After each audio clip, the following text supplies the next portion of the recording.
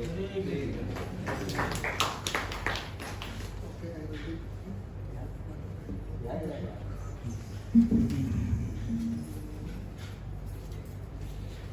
Krishna. Thank you for coming. Thank you for giving us a chance to be here.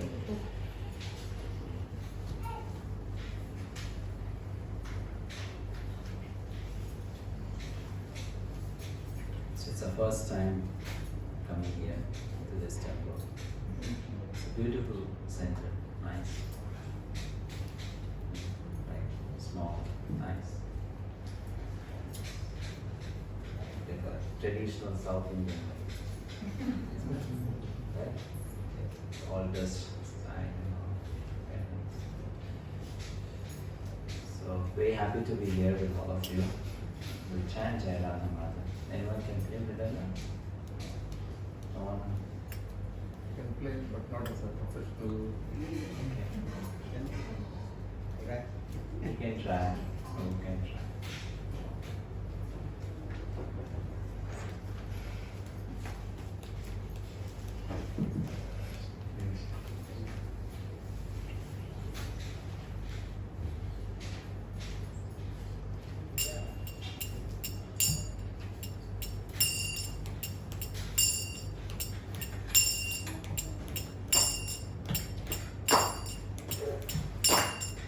Jai Rama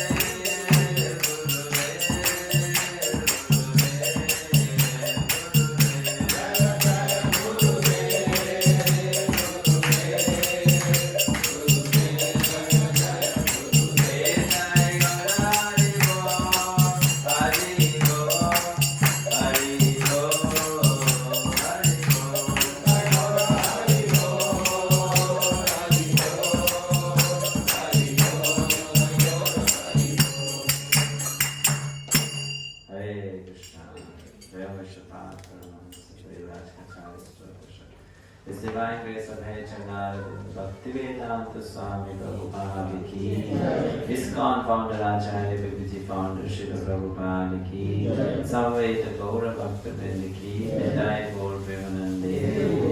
All glories to the Samadhis. All glories to the Samadhis. All glories to the Samadhis.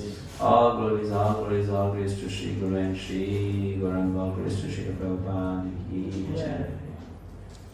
Om Jnana Timrandasya Jnana Chandashalataya Chakshurunmilitam Yena Tasmai Shri Gurave Namaha. Shri Chaitanya Manobhishtam Sthapitam Yena Bhutale Swayam Rupa Agadamahyam Tadati Swapadantikam Vandeham Shri Guru Shri Yudapadamalam Shri Guru Vaishnavam Shri Rupam Sagajatam Sahagana Raghunatham Tam Sajivam Sadvaitam Savadutam Karijana Saitam Krishna Chaitanya Deva Shri Radha Krishna Param Sangana Lalita Shri Vishakanta Namo Vishnu Padaya Krishna Prishtaya Bhutale Srimate Bhaktivedanta Swami Nityanamine Namaste Saraswate Deve Gauravani Pracharine Nirvisesha Shunyavadi Paschatya Deshatari Namo Mahavadanyaya Krishna Prema Pragayate Krishnaya Krishna Chaitanya Namine Gaurtashe Namaha. He Krishna Karuna Sindhu Dinabandhu Jagatpate Gopesha Gopika Kanta Radha Kanta Namaskate Tapta Kanchana Gaurangi Radhe Vrindavaneshwari Vrishabhanusute Devi Pranamami Hariti Vanchakalpatarurjasya Vivasindhu Vyevacha Patitanam Pavanebhyo Vaishnavebhyo Namo Namaha. Jai Shri Krishna Chaitanya Prabhu Nityananda Shri Advaita Gadadhara Shivasadi Gaura Bhaktavinda. Hare Krishna Krishna Krishna Hare Hare Hare Rama Rama Rama Hare Hare. Hare Krishna. So we have been asked to speak on the topic of association, Sangha, Sadhu Sangha.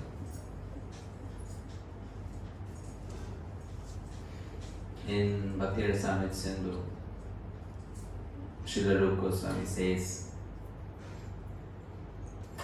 that the only qualification for a person to take to sadhana bhakti is an attraction towards Krishna.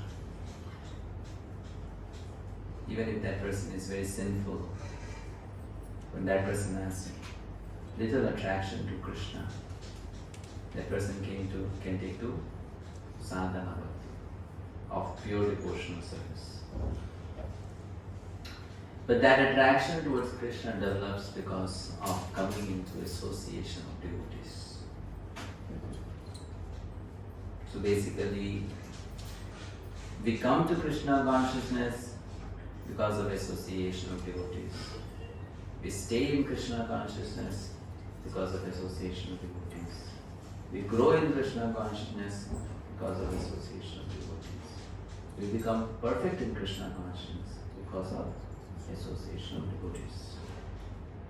This is something which cannot leave our spiritual life. It is an integral part of our spiritual life.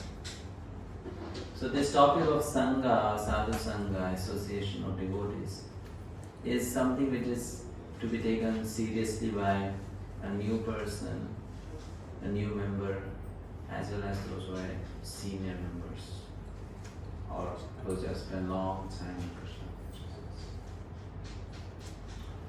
Association breaks us and association makes us. Right? Both ways. Take the example of KK.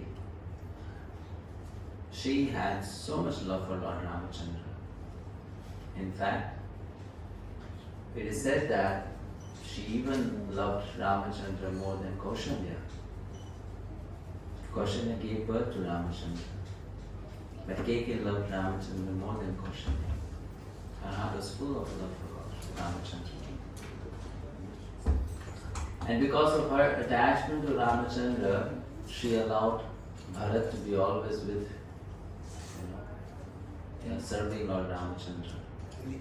Hindi, not English. Mix. Yeah. Only Hindi. Only Hindi. So only Hindi or mix? Mix. Huh? Hindi, okay. Majority Hindi. So that is. Who is only English here?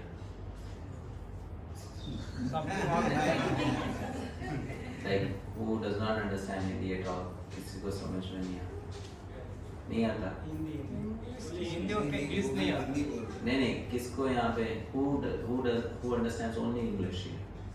No, everyone understands Hindi. सबको हिंदी समझ में आता है। हिंदी बोले यहाँ पे mix कर रहे हैं। अभी तक जो बोला कुछ समझ में नहीं आया। समझा? थोड़ा समझा। तो फिर शुरू से बोलेंगे।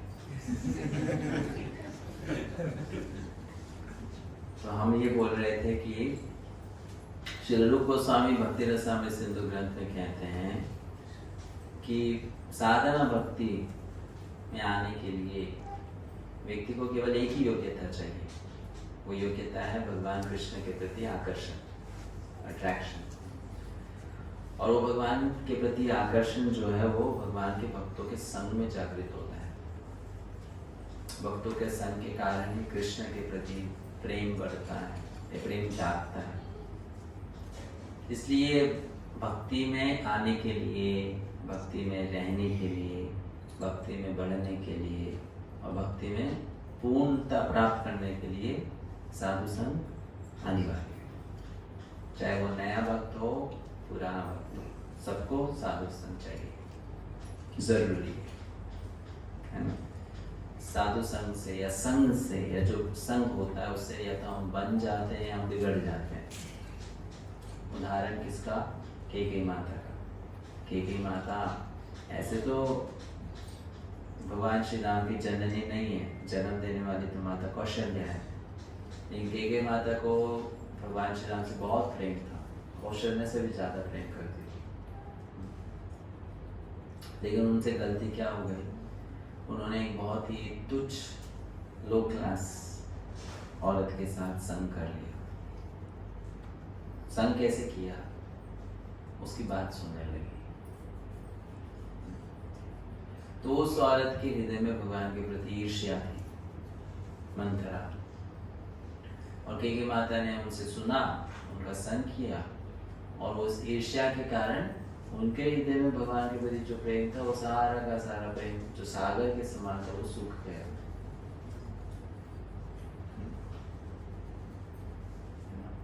संग से बिगड़ गई वो, संग से बिगड़ गई। और वैसे इतनी सारी कथाएं हैं कि बहुत सारे लोग संग के कारण उनका जीवन संवर जाता है, सुधर जाता है। अनेक उदाहरण है कि नहीं? तो संघ के बारे में क्या बताया जाता है? जैसे कि बहुत सुंदर उदाहरण दिया जाता है कि संघ क्या करता है, कैसे काम करता है, या अच्छा संघ से व्यक्ति कितना ज्यादा लाभ प्राप्त कर सकता है। उसके लिए उदाहरण दिया जाता है मोती का। स्वाति नक्षत्र के समय जब वर्षा होती है और पानी की बूंद ऊपर से नीचे गिरती है, तो अगर वो पानी की बूंद किसी भी स्थान पे गिरेगी तो उस पानी का बूंद का अंतिम परिणाम क्या होगा? वो पानी की बूंद पत्थर पे गिरेगी, धूप में सूख जाएगी, मिट्टी में गिरेगी तो कीचड़ बन जाएगी, है ना। तो वही पानी की बूंद अगर गलती से समुद्र में एक सीप के अंदर चली जाती है तो उससे मोती बन जाता है ना। करेक्ट। अभी वही पानी की बूंद है, जैसा वो संग करती है उसका परिणाम ऐसा। सीप का संग किया तो इतना वैल्यूएबल मोती बन गई, वो मोती की कीमत हजारों रुपए, लाखों रुपए। और वही पानी की बूंद मिट्टी से मिली तो कीचड़ बन गई। आपको कोई 5 किलो कीचड़ की गिफ्ट में देगा अपने लोग, हम आपके लिए गिफ्ट लेकर आए, क्या लेकर आए? एक बकेट भर की कीचड़ लेकर आए, कोई एक्सेप्ट नहीं करेगा। ये मोती कितना मूल्यवान है ना? तो वो पानी की बूंद का जो अंतिम नतीजा है वो किस पे डिपेंड करता है? केवल संग पे, वही बूंद संग के प्रभाव से। तो ये संग क्या होता है और संग लेने की कला क्या होती है उसको समझना चाहिए वास्तविकता। ऐसे ही कुछ लोगों का आपस में मिलके बैठना उसको संग नहीं कहते, साथ में रहना उसको संग नहीं कहते। जैसे कि उदाहरण के लिए लोग वर्षों तक साथ रह सकते लेकिन एक दूसरे को समझ नहीं सकेंगे, ऐसा भी हो सकता है नहीं? तो फिर क्या संग किया आपने एक दूसरे को, आप एक दूसरे को समझे ही नहीं। तो cohabitation is not association. Cohabitation मतलब साथ में रहना। जैसे अभी हम फ्लाइट में जाते हैं तो इतने सारे लोग साथ में उड़ान भरते हैं, 2 घंटा 4 घंटा 10 घंटा साथ में रहते हैं, बाजू वाला सीट वाला आपके साथ ही बैठता है, लेकिन इसका मतलब थोड़ी नहीं कि हम उसका संग किया, साथ में है, कोहैबिटेट, नॉट नेसेसरीली एसोसिएट किया, राइट? तो एसोसिएशन कैसे करते हैं वो बहुत इम्पोर्टेंट है समझना, कैसे किया जाता है। जैसे उदाहरण के लिए कोई व्यक्ति कहीं घूमने चला गया, तीर्थ स्थान में घूमने चला गया, अब वहाँ घूम फिर के आ गया, फोटो भी खींच ली, सब कुछ कर लिया, इसका मतलब थोड़ा ना कि उसने वहाँ पे संग किया, घूम फिर के आ गया एज अ टूरिस्ट, करेक्ट है ना? एसोसिएशन मतलब क्या? जब आप कुछ लोगों के साथ में मिलते हो और आपका उन लोगों का उद्देश्य एक होना चाहिए, लक्ष्य एक होना चाहिए, और लक्ष्य की प्राप्ति के लिए जब आप मिलकर कुछ कार्य करते हो, एक दूसरे से सीखते हो, एक दूसरे को बताते हो, तो उसको बोलते हैं संग। मैंने संग किया, नहीं तो संग नहीं। हमने कुछ उद्देश्य की प्राप्ति के लिए एक दूसरे की सहायता की, एक दूसरे का सहारा बने, एक दूसरे को सिखाया, एक दूसरे से सुना, कहा, तो हमने संग किया, उसको बोलते हैं संग। तो ये संग कैसे किया जाना चाहिए, इसका तरीका क्या है, वो सब हम सुनेंगे, आज जानेंगे। अभी संग 2 प्रकार का हो सकता है, एक होता है अच्छा और एक दूसरा होता है बुरा, और दोनों से हमारे अंदर परिवर्तन आता है। अच्छा, आपने गीता में ये बात पढ़ी है, भगवान कृष्ण अर्जुन को बोलते हैं अकर्म में जो कर्म देखता है और कर्म में जो कर्म देखता है वो वास्तविकता में कर्म को समझता है। पढ़ा है, सुना? अनुशीस कर्मायन अकर्मायन अकर्मायन कर्म। कौन से चैप्टर में भगवान ऐसा बोलते हैं? चैप्टर 16। कौन सा चैप्टर? चैप्टर 11। चैप्टर किस चैप्टर में भगवान इन बातों को बताते हैं? ये वाला श्लोक कहाँ आता है? जो कर्म में अकर्म देखता है और अकर्म में कर्म देखता है। चैप्टर नंबर 5 है ना? वो वास्तविकता में कर्म को जानता है। तो जैसे कृष्ण ने कहा कि अकर्म में कर्म को देखना और कर्म में कर्म को देखना, वैसे ही वास्तविकता में कभी कभी असत्संग में सत्संग हो जाता है और सत्संग में असत्संग हो जाता है।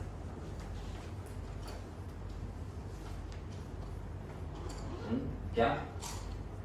असत्संग में सत्संग हो जाता है और सत्संग में असत्संग हो जाता है। जैसे फॉर एग्जाम्पल, अगर किसी का जन्म हुआ एक परिवार में जिसमें सब शराबी है और उसने सोच लिया हम शराब नहीं पिएंगे, तो उसने क्या किया? असत्संग में सत्संग कर लिया, नहीं है ना? करेक्ट। और 5 भक्त हैं, वो बैठ के छठे भक्त का निंदा कर रहे हैं, तो क्या किया? सत्संग में असत्संग कर लिया, है कि नहीं? है ना? तो कैसे पता चलेगा अब ये सत्संग है असत्संग है? इससे नहीं पता चलेगा कि आप किसी के साथ बैठे, या बात कर रहे हो? आप क्या लक्ष्य के लिए बात कर रहे हो? क्या क्या गोल है? और उन चीजों से क्या परिवर्तन आपके ऊपर आ रहा है? समझ में आया? तो बुरा संग होता है, अच्छा संग होता है। और बुरा संग कैसा होता है? वो दो प्रकार का होता है, सक्रिय और निष्क्रिय। निष्क्रिय मतलब आप बुरा कुछ नहीं करते, लेकिन आप उन लोगों के साथ हो जो बुरा करते हैं। अब लोग सोचते हैं इससे कुछ फर्क नहीं पड़ता, लेकिन फर्क तो पड़ता है ना? फर्क तो बिल्कुल पड़ता है। कैसे फर्क नहीं पड़ता? कुछ ना कुछ तो उसका संस्कार हमारे ऊपर आ जाता है। उदाहरण दिया जाता है कोयले का, जलता हो कोयला आप अगर आप छू लेते हो तो आपका हाथ जल जाता है। कोयला अगर जल नहीं रहा है, ठंडा है, छू के जो हाथ नहीं चलेगा, लेकिन काला तो हो जाएगा, है ना? तो बुरा संग उसके समान है। सक्रिय रूप से करेंगे, एक्टिवली हम भी वो गलत कार्य करेंगे तो वो हाथ जलने के समान है। तो चलो हम नहीं करेंगे, लेकिन उन लोगों के बीच में रहेंगे तो वह हाथ को काला करने के समान है। नुकसान तो होगा, है ना? जैसे उदाहरण दे लीजिए, आज के समय में निष्क्रिय रूप से असत्संग करने का बहुत बड़े साधन है, बहुत सारे साधन। आप गलत नहीं कर रहे हो, लेकिन माहौल ऐसा है कि दूसरे गलत कर रहे हैं, आप उस माहौल में फंस गए। बहुत से साधन है, फंस गए या फिर अनजान में हम उस माहौल को एक्सेप्ट कर लेते हैं। उदाहरण क्या है? आप गलत नहीं कर रहे, लेकिन आप गलत का संग कर रहे हो।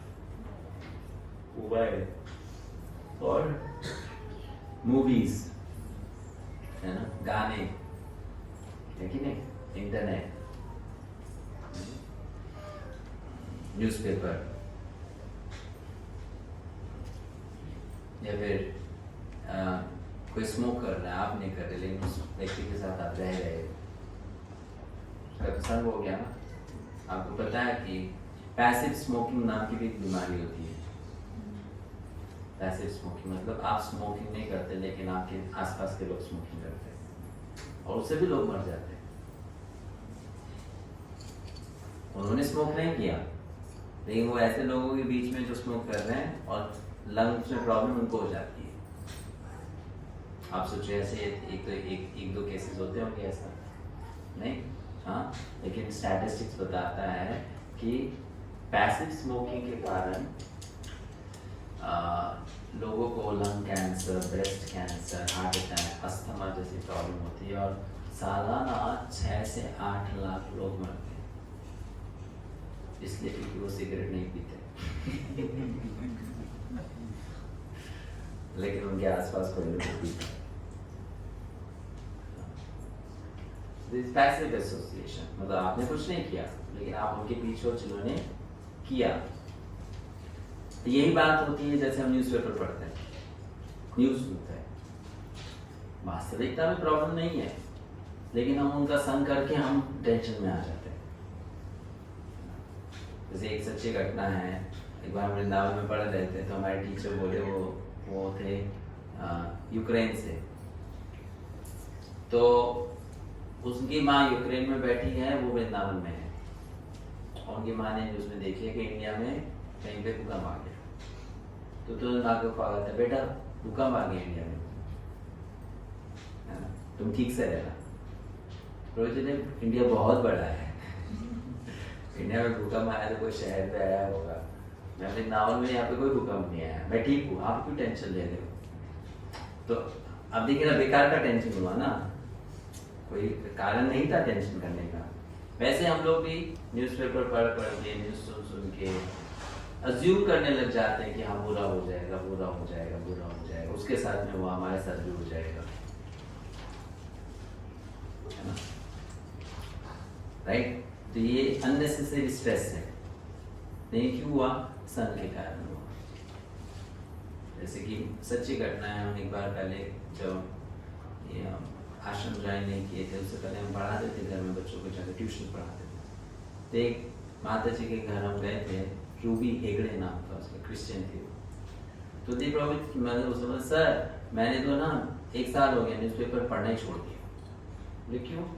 न्यूज़पेपर पढ़ो तो टेंशन होता है, घर से निकलेंगे तो ये हो जाएगा, हमारी छोटी बच्ची उसको हो जाएगा, पढ़ना ही छोड़ दिया, क्योंकि न्यूज़पेपर में सब गलत इन्फॉर्मेशन, मतलब गलत मीन्स बुरी इन्फॉर्मेशन ही मिलती है, पॉजिटिव कुछ होता नहीं है, नेगेटिव ही होता है। 90 न्यूज़ होगी जो नेगेटिव होगी, 10 होगी जो पॉजिटिव होगी। तो अगर हम उसका इनटेक करेंगे तो मेंटल स्ट्रेस, मेंटल एंजाइटी क्यों नहीं बढ़ेगा, है ना। लोग बैठे बैठे चिंता करते, जैसे अभी सच्ची घटना बता रहे हैं, हम यहाँ बहरीन हैं, अभी 3 दिन हो गए, फ्राइडे को आए थे, उससे पहले हम सऊदी अरेबिया में थे, हम 10 दिन के लिए वहाँ थे। हम वहाँ बैठे और हमारे एक स्टूडेंट का मैसेज आ रहा है, इजराइल का ना लड़ाई होने वाला है और ये कंट्री से ना बहुत क्लोज है, तो आप निकल चलो वहाँ से फटाफट। मैं बोला हम यहाँ बैठे बैठे आराम से प्रसाद पा रहे हैं, कीर्तन करता चलता है, और आप वहाँ बैठ के लेके टेंशन ले रहे हैं। अननेसेसरी एंजाइटी, आप भी टेंशन, फिर हमको भी अननेसेसरी टेंशन दे रहा, हम तो आराम से यहाँ पर वी आर एंजॉयिंग। तो दिस इज पैसिव एसोसिएशन। पहले लोग समझदार थे, इसलिए वो ये सब चीज में नहीं पढ़ते थे। जैसे हम लोग जानते हैं गोविंद देव के मंदिर के बारे में, जयपुर में राजा ने मंदिर कैसे बनाया, अपना महल कैसे बनाया, उठते साथ बैल्कनी में आता था तो सबसे पहले गोविंद देव का दर्शन, शुरुआत दिन की भगवान को देख के, अभी शुरुआत दिन की बैड न्यूज को देख के, राइट। हाँ, तो unnecessary mental anxiety, stress, unnecessary समझ रहे हैं। तो ये हो गया बुरा संग, असत संग। और इसके अलग अलग साधन है, जैसे मैंने कहा न्यूज़पेपर है, टेलीविजन है, इंटरनेट है, ये सब उसके साधन है जिससे हमें बचना चाहिए।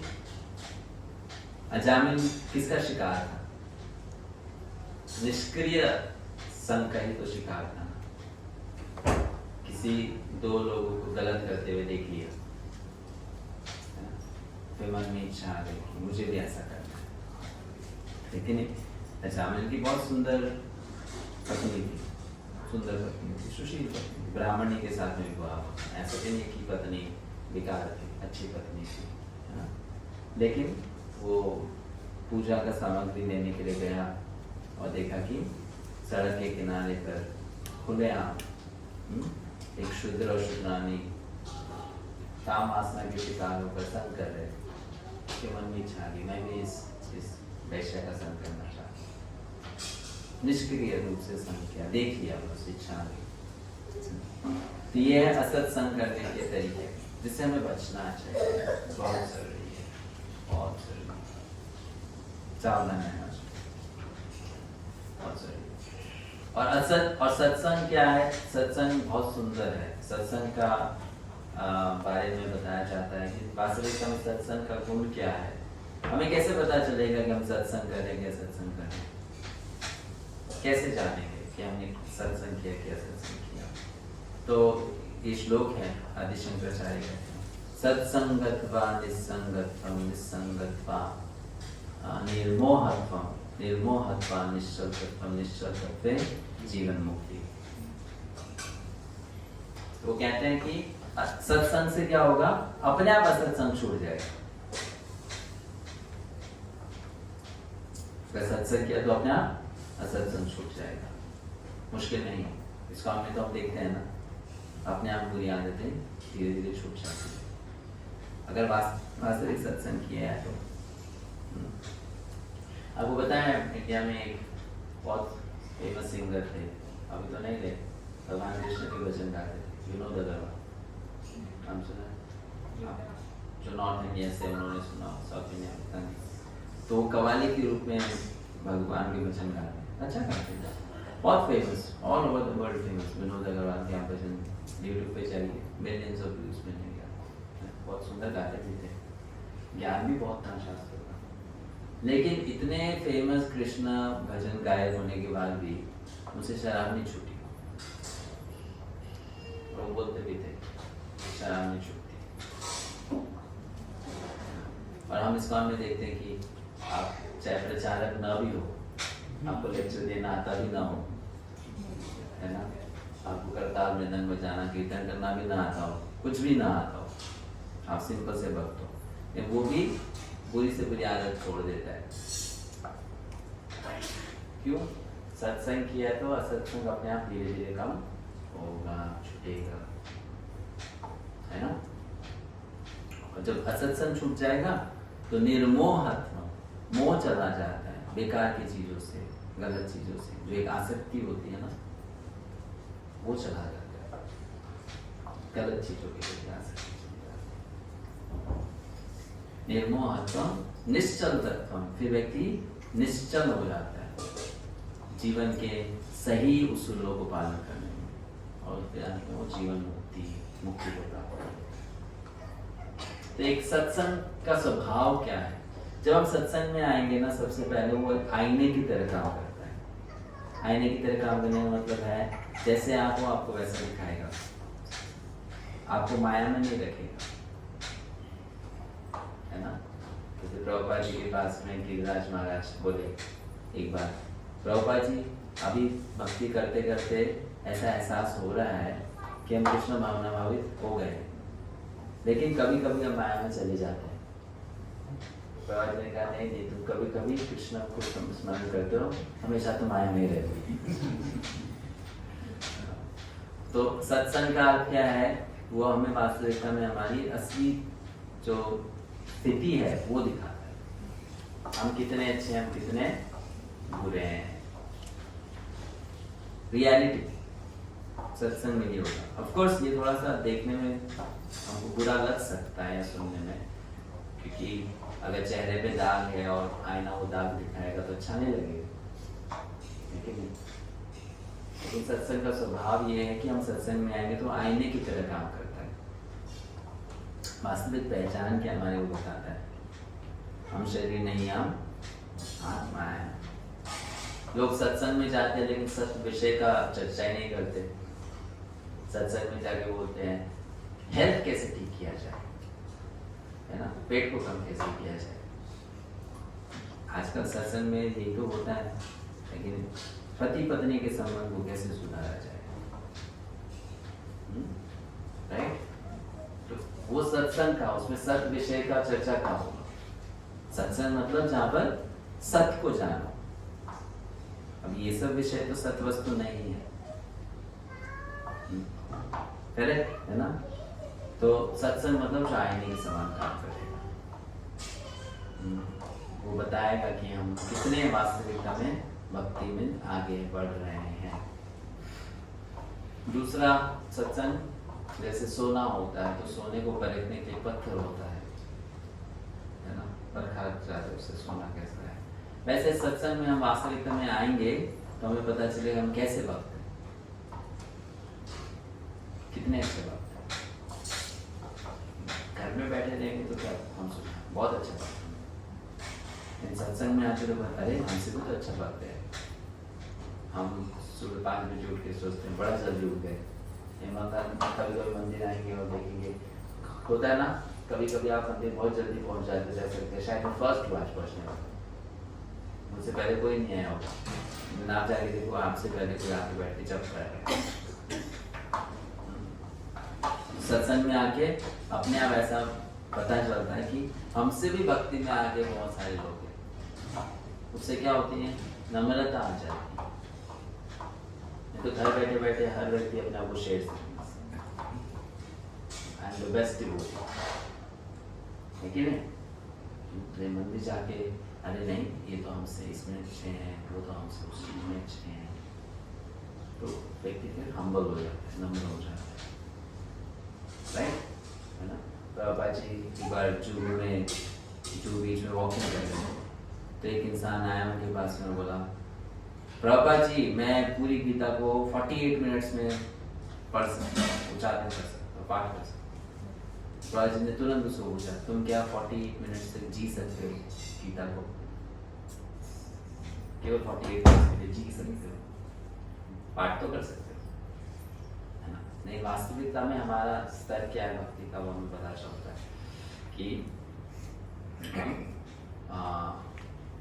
हम सत्संग में जब आएंगे। ये तीसरा सत्संग का लाभ क्या है?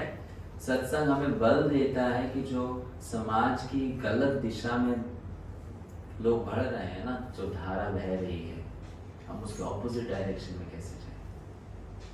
कि भक्ति की धारा विपरीत दिशा में चलती है और संसार में इंद्रिय तृप्ति की धारा, भोग की धारा वो दूसरे डायरेक्शन में बहती है। तो सब लोग उसी डायरेक्शन में जा रहे हैं और हमको जाना है ऑपोजिट डायरेक्शन में। अब इस जिस दिशा में नदी बहती हो उस दिशा में तैरना तो बड़ा आसान है, तैरने की जरूरत भी नहीं है, नदी आपको तैरा देगी। लेकिन नदी जिस डायरेक्शन में बह रही उसकी ऑपोजिट डायरेक्शन में तैर के जाना मुश्किल है, वेरी डिफिकल्ट। तो आज के समय में भक्ति करना मतलब प्रभु जी बोलते हैं ना, it's a war declared against Maya. आपने युद्ध छेड़ दिया है माया के प्रति। भक्ति करना मतलब ऐसा है। दूसरों को छोड़िए, कितने परिवार में तो परिवार के सदस्य लोगों को परेशान कर देते हैं, भक्ति नहीं करने देते, है ना। संसार को छोड़िए ना, परिवार के लोग, आपके खुद के परिवार भक्ति नहीं करने देंगे, टॉर्चर करेंगे इमोशनली, ये वो। तो विपरीत दिशा में जाने के समान है भक्ति। और उसका सहारा, उसका बल कैसे मिलता है? संग में मिलता है, साधु संग में मिल जाता है कि हम कैसे उल्टी दिशा में तैर सकते हैं। और चौथा, साधु संग में एक विशेष बात यह है कि साधु संग में आकर आपको ऐसे ऐसे कार्य करने का बल मिल जाता है जो आपके लिए शायद नामुमकिन था। प्रेरणा मिल जाती है, हम कर सकते हैं। जैसे कि घर में अकेले बैठ के निर्जला एकादशी करनी हो बहुत मुश्किल है, लेकिन आप भक्तों के साथ में मिलकर करो, आसान हो जाता है, पता भी नहीं चलता सेवा करते करते करते समय कैसे चला गया। तो भाई आपको कहे कोई कीर्तन नहीं सुनना, कोई कथा नहीं सुननी, बस बैठे रहो घर में, कुछ नहीं करना, भक्तों का संग, साथ में सेवा नहीं करनी, तो फिर हमारे लिए ऐसे रहेगा कैसे एकादशी बीतेगी, है ना। बिना खाए पिए हम कैसे रहेंगे? भक्तों के संग में रहिए, कथा भी नहीं चलेगा, एहसास भी नहीं होगा, सेवा करते करते पूरा दिन बीत जाता है। तो पुश मिलता है हमें साधु संग में। तो साधु संग में ये सब गुण होने चाहिए, तब वो साधु संग है। बाबा जी कहते हैं ना, साधु संग सर्व शास्त्र कोय, लब मात्र साधु संग सर्व सिद्धि होय। लब मात्र साधु संग, थोड़ा सा भी साधु संग किया तो सर्व सिद्धि होय। लब मात्र मतलब 1 सेकंड का 12वां हिस्सा को लब कहते हैं। 1 सेकंड भी नहीं, 12वां हिस्सा, इतना थोड़ा संग किया तो सर्व सिद्धि हो। एक घटना है, सच्ची घटना। प्रभुपाद जी जब अमेरिका जा रहे थे फर्स्ट टाइम, कैसे गए? जहाज में गए। कौन सा? हवाई जहाज, पानी का जहाज में, जिसका नाम था जलदूत, है ना। और वो अमेरिका कौन सा पहला शहर उन्होंने देखा? बॉस्टन। बॉस्टन में क्या उतरे थे वो? बॉस्टन में उतर के फिर शहर के अंदर गए थे क्या? गए तो थे, लेकिन वहीं से फिर रिटर्न भी किया उन्होंने। तो बॉस्टन में वास्तविकता जहाज गया था, उसको कुछ सामान वगैरह उठाना था, फिर वहां से उनको दूसरी जगह जाना था। तो उन्होंने पहला अमेरिकन शहर बॉस्टन देखा, बॉस्टन का हार्बर देखा, उसका स्काईलाइन देखा, और फिर उन्होंने गीत लिखा, बोलो कृपा कोयले कृष्णा अधमेर प्रति। सुना है ना वो भजन आपने गीत? हाँ, बहुत सुंदर। तो उस समय जब वो बॉस्टन हार्बर में जहाज प्रवेश कर रहा था, तो उसी समय एक दूसरा जहाज अपनी यात्रा के लिए निकल रहा था। जैसे कि होता है ना, समझ लीजिए कि अभी बस स्टॉप में एक बस आई है और दूसरी बस वहां से निकल रही है, तो एक जहाज घुसा, दूसरा जहाज निकल रहा है। तो आपने कभी देखा, इंडिया में तो ये होता है, यहाँ तो शायद नहीं। इंडिया में ऐसा होता है, एक ट्रक वाला आ रहा है, दूसरा वाला जा रहा है, तो जाते जाते एक दूसरे को हाय हेलो करके जाते हैं कि तुम्हारी यात्रा पूरी हो गई, मेरी यात्रा शुरू हो गई है, मैं जा रहा हूँ, तुम आ रहे हो।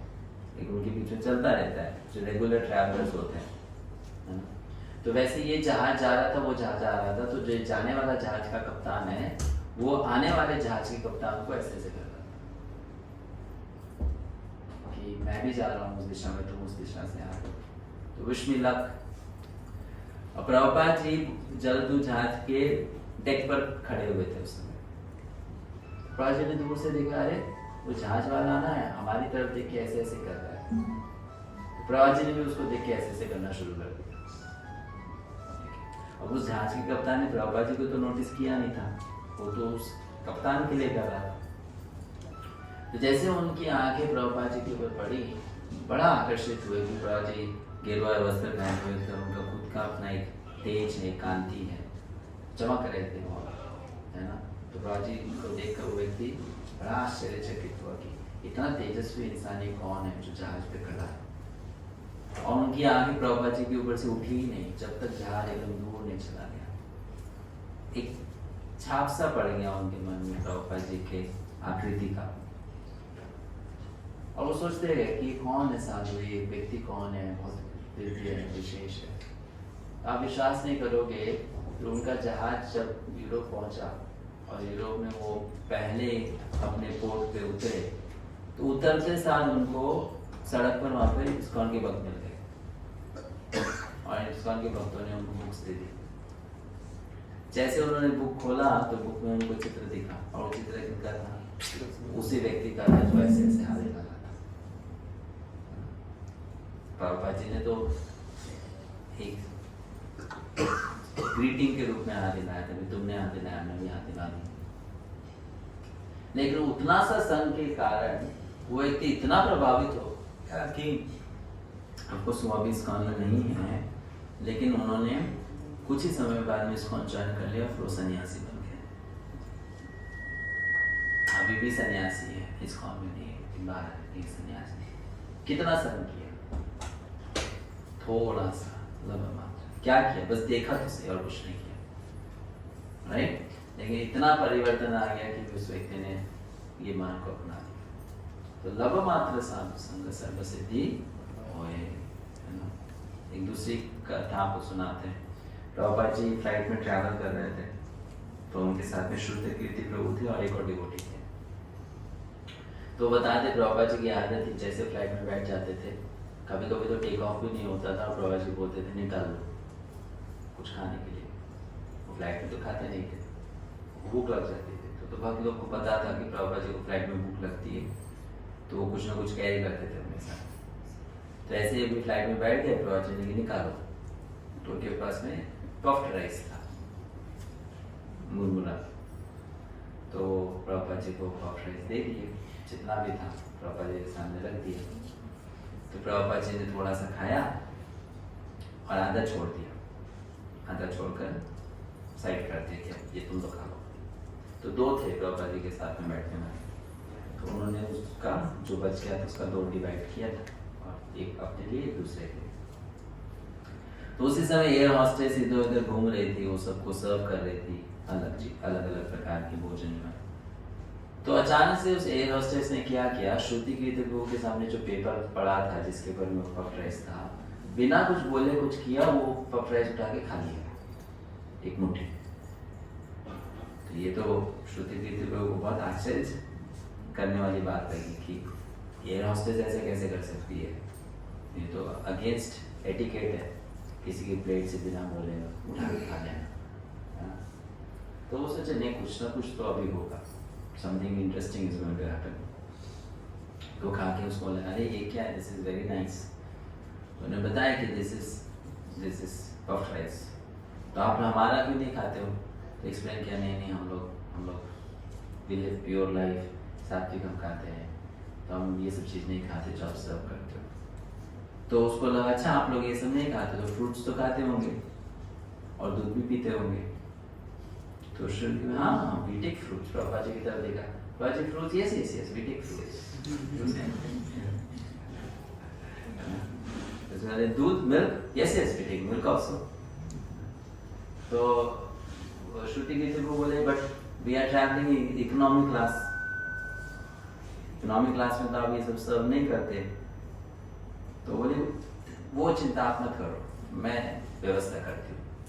तो एयर हॉस्टेस बिजनेस क्लास में गए और बिजनेस क्लास से फ्रूट्स और मिल्क लेकर आई, और उसने प्रभुपाद जी को सर्व किया दूसरों को।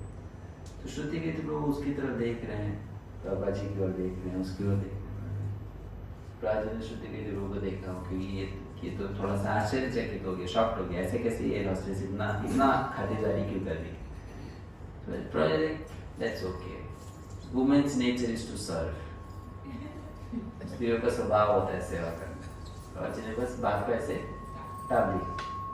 Women's nature is to serve, स्त्रियों का स्वभाव होता है सेवा।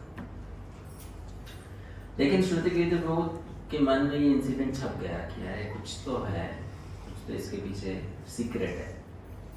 After many years, 25 years later, वो यूएस में थे और एक भक्त उनसे मिल गया। वो भक्त घूम घूम के प्रचार करता था और रिसेंटली वो भक्त साउथ अमेरिका गया था, साउथ अमेरिका में ब्राज़ील गया था। तो वो बताता कि मैं ऐसे प्रचार करता हूँ, वैसे प्रचार करता हूँ। मतलब एक दिन मैं एक शहर में था जहाँ पे हम दरवाजा खटखटा कर लोगों को पूछ रहे थे कि आप ये बुक्स लोगे क्या, ये ग्रंथ लोगे। तो एक दिन मैं एक ऐसे दरवाजे पे पहुंचा, जैसे मैंने दरवाजा खटखटाया तो एक लेडी ने दरवाजा खोला और अंदर से मुझे प्रभुपाद जी की चैंटिंग की आवाज़ सुनाई। तो मैं सोचा कि इस देश में, इस ऐसे वीरान स्थान में जहाँ पहले कभी कोई भक्त नहीं आया, यहाँ पर किसी के घर में प्रभुपाद जी की चैंटिंग की आवाज़ सुनाई देना, ये कैसे हो सकता है? तो और जानने की उसकी इच्छा हो गई कि ये कौन है लेडी। तो वो लेडी ने उनको अंदर बुलाया, अंदर पहुंचा तो देखा घर के अंदर गौनीता डेटीज है, प्रभुपाद जी की बुक्स है, पूरा एकदम भक्त का जैसा घर होता है वैसा घर है, माहौल इतना अच्छा। तो इस शहर में तो शायद भक्त का एक शाकाहारी इंसान भी नहीं होगा, और आप इस शहर में एक डिवोटी कैसे, आप भक्ति में कैसे आए? ऐसे ऐसे करके पूछने लगा।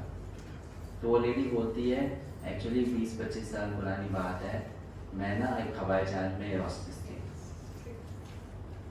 और उस हवाई जहाज में ये प्रभुपाद जी ट्रैवल कर रहे थे, और मैंने जैसे वो पफ्ड राइस खाया था ना, उसके बाद में पता नहीं मुझे क्या हो गया। अचानक से मुझे ये सब कुछ अच्छा लगने लगा, और मैं खोजते भक्तों का संग करते करते अब मैं सब कुछ करती हूँ, भक्ति करती हूँ। तो ये इंसिडेंट, ये भक्त किनको बता रहे हैं? श्रुति कीर्ति को बता रहे हैं। अब श्रुति कीर्ति को क्लिक होता है, अच्छा तो वो उस समय जो हुआ था वो एक एक्सीडेंट नहीं था, वो प्रभुपाद जी ने उस एयर होस्टेस के ऊपर में कृपा कर दिया, साधु संग से हृदय बदल गया उसका। कितना संग किया? थोड़ा सा, है ना? पफ राइस खा लिया, झूठा पफ राइस, और सेवा कर दी। तो इतना लाभ हो जाता है सही तरीके से हम साधु संग अगर करते हैं। सर्वशास्त्र लव मात्र साधु संग सर्व सिद्धि। और अभी साधु संग किया कैसे जाता है? साधु संग किया जाता है भक्तों के बीच में एक दूसरे को कृष्ण के बारे में बताकर या कृष्ण के बारे में जानकर। मच्चित्ता मदगत प्राणा बोधयन्त परस्परम कथयन्त च मां नित्यं तुष्यन्ति च रमन्ति च। 10.9 है ना? मच्चित्ता मदगत प्राणा बोधयन्त परस्परम, एक दूसरे को भगवान के बारे में बताना। तुष्यन्ति च रमन्ति च, इसमें दो हमको परिणाम प्राप्त होते हैं। एक तो संतोष मिलता है, सुकून मिलता है। देखो तुष्यन्ति, केवल संतोष सुकून नहीं, रमन्ति, इससे एंटरटेनमेंट भी होता है, मनोरंजन हो जाता है। जैसे मैं आपको सच बात बता रहा हूँ, अभी हम लोग 45 मिनट्स या 1 घंटा हो गया सेशन स्टार्ट किए हुए, है कि नहीं?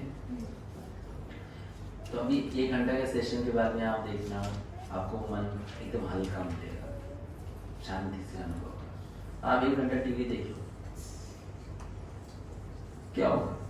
वहां से उठोगे तो एकदम परेशान, ठीक है? हो सकता है बाहर से आप हंस रहे हैं, अंदर से परेशान, है ना? नहीं, थोड़ा सा कथा सुन लिया, कीर्तन सुन लिया तो मन एकदम शांत हो जाता है कि नहीं? तो वो तुष्यन्ति च रमणति च, रमण करने लगता है व्यक्ति, उसमें आनंद आने लगता है, अच्छा लगने लगता है उसको। तो ये साधु संग करने का तरीका है कि हम भगवान के बारे में सुने, कहें, जाने, सीखें। तो एक लास्ट कथा को बताएंगे, समाप्त करेंगे। कि एक बार ये सच्ची घटना है, अलवारों की कथा है, आपने सुना तो होगा कि एक अलवार था, वो वन से जा रहा था और अचानक से जोर से वर्षा होने लग गई, बारिश। तो वो अलवार सोचा कि मैं तो भीग जाऊंगा, तो थोड़ी देर कहीं पे रुक जाता हूँ, बारिश थम जाएगी तो चलता हूँ। तो आसपास देखा तो एक गुफा दिख गई। गुफा के पास में आया और दरवाजे, गुफा का जो छेद था वहाँ खड़ा हो गया। ये अंधेरा था, अब गुफा के अंदर कुछ भी हो सकता है, शेर हो सकता है, सांप हो सकता है, कुछ भी, या कोई रहता भी हो, कोई जंगली इंसान रहता हो, राक्षस रहता हो। तो वो डर के मारे अंदर नहीं जा रहे थे, सोचा पहले बाहर से शोर करता हूँ, आवाज करता हूँ, अपने आप अंदर कोई होगा तो पता चल जाएगा। कुछ ना, कोई है अंदर, गुफा में कोई है, कोई आवाज एकदम शांत। तो अंदर जाते देखता, हाँ एकदम खाली, अच्छी साफ गुफा है, बहुत बड़ी नहीं थी, इतनी ही थी कि एक व्यक्ति वहां आराम से लेट सकता है। तो वो गया और अंदर लेट गया, बारिश रुकेगी तो जाऊंगा। बहुत देर हो गई, घंटे बीत गए। इसी दौरान बारिश तो रुकी नहीं और उसी वन से एक और इंसान गुजर रहा था। वो मुझे बारिश हो रही है यार, भीग जाऊंगा पूरी तरह से। तो उसके मन में विचार है कि आसपास ढूंढता हूँ, कुछ आश्रय मिल जाए। उसे भी गुफा दिखी, तो वो भी गुफा के गेट पे पहुंचा। वो भी बोलता है अंदर कोई है। तो जो अंदर था वो बंक बोलता है हाँ अंदर कोई है और सो रहा है। और जगह कितनी है? एक आदमी की सोने की। तो ये इंसान बड़ा चतुर, एक इंसान सो सकता है, दो लोग बैठ सकते हैं, मुझे अंदर आने दे दो। तो वो अंदर आ गया, दोनों बैठ गए, बैठ के बात करने लगे, भाई तुम कौन, कहाँ से, क्या करते हो। और बात करते करते पता चल गया कि ये भी डिवोटी, वो भी डिवोटी। बात और भगवान के बारे में बात करने लगे। समय कैसे बीत रहा है पता नहीं, बारिश बाहर में जोर से हो रही है।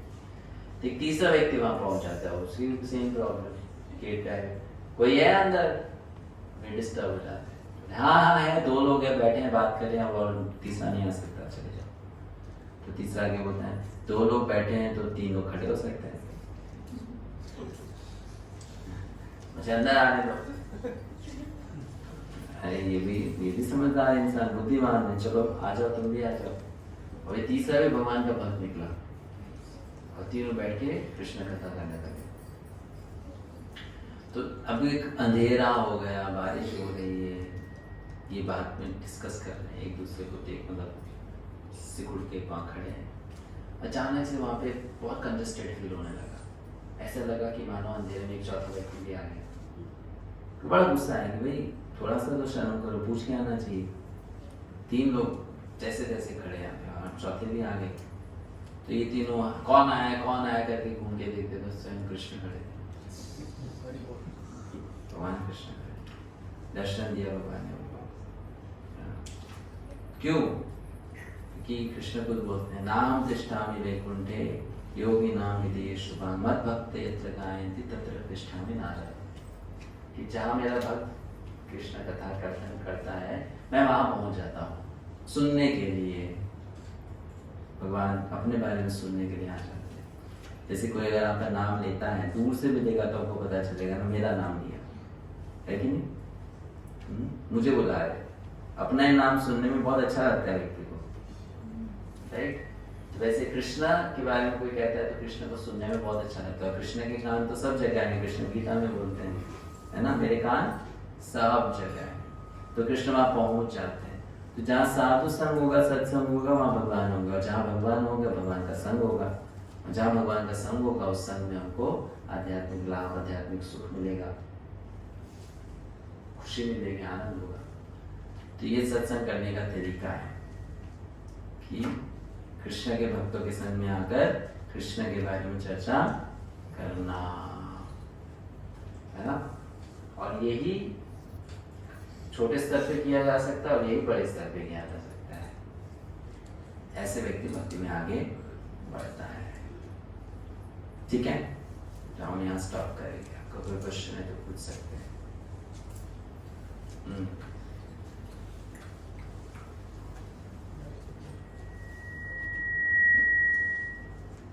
बैठे बैठे पूछिए, कोई प्रॉब्लम नहीं। जी, सबसे पहले तो आपका चरणों में मेरा दंडवत प्रणाम स्वीकार करें।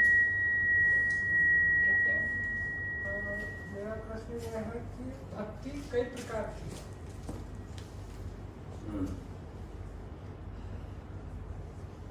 बताइए ना। भक्ति कितने प्रकार की कर सकते हैं? कई प्रकार के होते हैं। आप कौन से प्रकार की भक्ति जानते हैं? हम तो महाराज जी कोई भक्ति नहीं जानते। फिर पूछ क्यों रहे हैं कई प्रकार की भक्ति होती है? जो हम करना चाहते हैं इसलिए जानना जरूरी है। तो हमें कई प्रकार की भक्ति में रुचि नहीं रखनी है। हमें जितनी भक्ति, जैसी भक्ति हम प्रभुपाद जी के ग्रंथों को पढ़कर सीखते हैं, वही भक्ति हमको करनी है ना। कई प्रकार की भक्ति में हम क्यों अपना ध्यान लगाएंगे? जैसा भक्ति सही है, जो हमको प्रभुपाद जी सिखा रहे हैं, हमको वो करना है।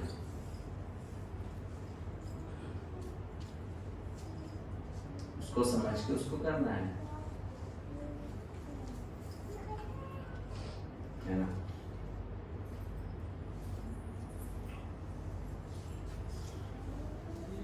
और एक प्रश्न जो आपने अभी श्री राम जी को और कौशल्या को और कैकेयी को बारे में जो बताया, श्री राम जी को सबसे ज़्यादा श्री राम पूरे ऑल फैमिली में, कहने का मतलब सबसे ज़्यादा किससे प्रेम करते थे श्री राम जी?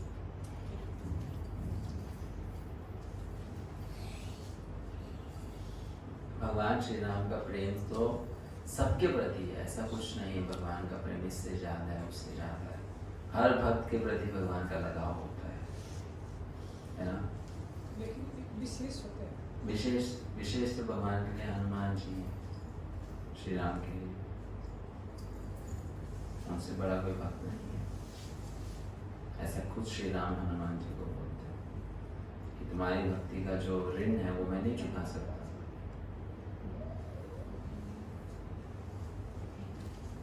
है ना। वो सबसे बड़े भक्त हैं श्री राम जी, हनुमान जी।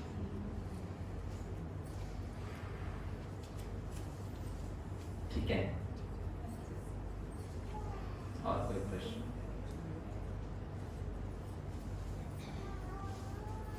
और कोई प्रश्न?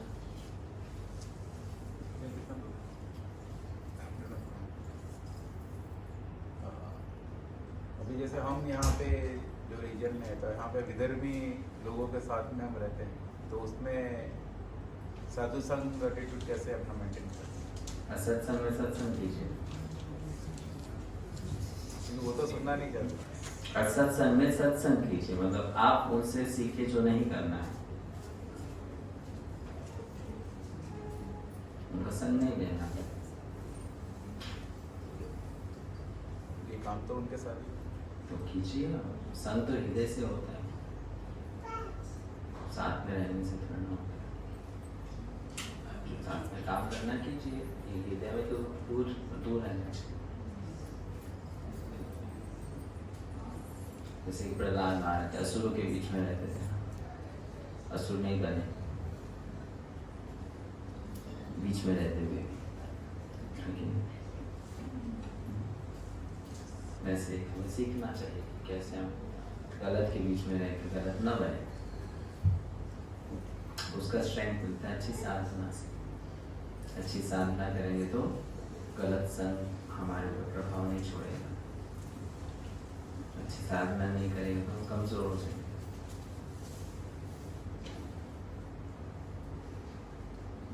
है ना। अच्छी साधना करनी चाहिए, कोई प्रॉब्लम नहीं। विधर्मी है, कुछ भी है, उनके संग में क्या है, साथ में काम है तो करना, और क्या करना। साथ में खाना पीना वो 8-10 घंटा तो साथ में ही है पूरा। नहीं, तो खाना पीना क्यों? खाने पीने की आदत भी उनकी तो अलग है। तो उनके वो जो खा रहे थोड़े ना खाना है। नहीं, बट सेम टेबल शेयरिंग तो सेम होता है। टेबल शेयरिंग ठीक है ना, वो तो परिस्थिति है। आप एयरप्लेन में भी जाते हो तो बाजू में बैठा हो नॉन वेज खा रहा है, क्या कर सकते हैं? कुछ कर सकते हैं क्या? हाँ, ट्रेन में ट्रैवल करते हैं, वही टॉयलेट नॉन वेजिटेरियन यूज़ कर रहा है, वही आप यूज़ कर रहे हो, लेकिन आप जिस सीट पे सो के जा रहे हो, क्या पता उससे पहले एक शराबी उस सीट में सो के गया है। तो करते हैं ना, ब्लैंकेट यूज़ किए हो, ब्लैंकेट किस लिए यूज़ किया हमें जानते हैं। ऐसे तो बहुत प्रकार से हम संग करते हैं, राइट। साइकोलॉजिकल डिस्टेंस होना चाहिए, मन से दूरी होनी चाहिए। फिजिकली पास है तो क्या हो,